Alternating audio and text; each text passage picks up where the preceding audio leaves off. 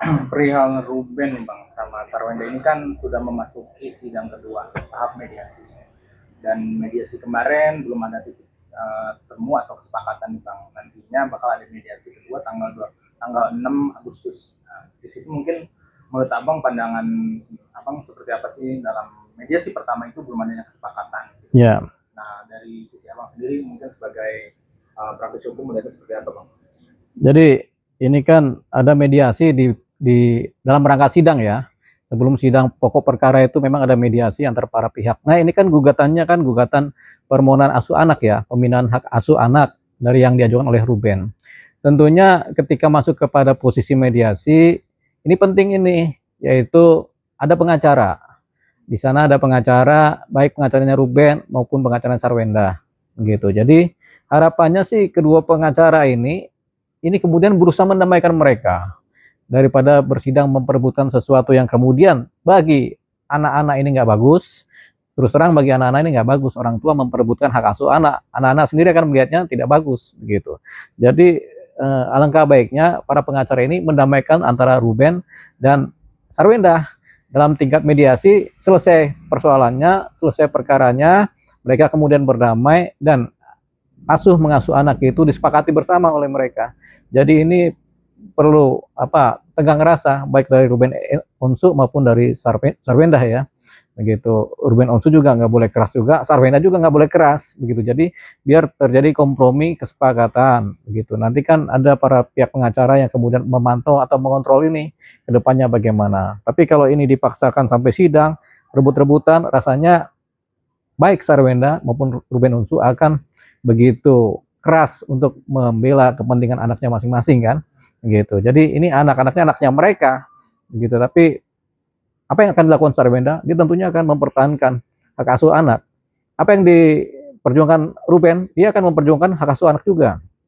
Tapi ini proses ini menjadi panjang, bisa memakan waktu yang agak lama karena ketika masuk ke materi, substansi, pokok perkara terjadilah yang namanya persidangan, persidangan yang di tingkat pengadilan negeri itu aja bisa 6 bulan, kemudian ada banding, ada kasasi, itu menghabiskan waktu sampai 2 tahun lebih, dan itu tidak baik buat perkembangan anak-anak, karena anak-anak ini melihat orang tuanya berantem tuh di wilayah persidangan. Anak semakin besar semakin mengerti. Anak ketika udah lewat usia 12 tahun, dia akan memilih siapa, dia ikut siapa. Gitu. Jadi anak setelah usia 12 tahun, dia akan memilih mau ikut ibunya atau mau ikut bapaknya. Lepas ada putusan pengadilan, anak akan memilih untuk ikut siapa begitu.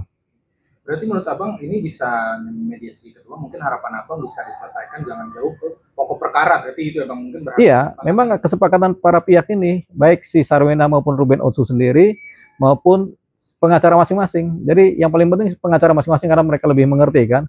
Kan mereka bisa mempengaruhi atau memberikan jalan keluar kompromi terhadap persoalan hak asuh kan begitu. Nah ini berbicara soal peluang. Memang menurut Abang pandangan peluang dari pihak Ruben sama Sarwenda ini melihatnya seperti apa sih Bang? Yes, sama-sama kuat. Pertama, Sarwenda tidak terlalu membuat kelakuan yang buruk ya terhadap anak-anaknya. Terbukti dia masih mengayomi anak-anaknya, kemudian mengasuh, menyekolahkan, kemudian dia merawat anak-anaknya itu dan anak-anaknya dekat sama dia kan. Tiap hari ada Sarwenda itu ya. Jadi Sarwenda bukan ingkar atau lalai. Kalau orang tua atau ibu itu ingkar atau lalai, dia tinggalkan anak-anaknya. Anak-anaknya tidak sekolah, tidak diberi makan, tidak dinafkahi, kan begitu ingkar. Tapi kan ini kita tidak dapat Sarwenda melakukan itu kan. Jadi dia punya posisi yang kuat untuk mempertahankan hak asuhnya begitu. Nah, Ruben Onsu juga berusaha memperjuangkan hak asuhnya dengan alasan-alasan yang mereka kemukakan, dalil-dalil alibi yang mereka kemukakan, mereka sampaikan. Tapi ini akan terjadi bentrok di wilayah persidangan, terjadi tarik menarik, bahasanya adalah terjadi gugatan kan begitu kan, gugat ginugat yang kemudian lama karena prosesnya akan panjang. Ini menghabiskan waktu. Yang kasihan ya tentu paling kasihan adalah anak-anak mereka melihat kedua orang tuanya berantem di pengadilan dan anak-anak ini makin besar begitu. Jadi mereka nanti akan menentukan pilihan nih ke depannya nih.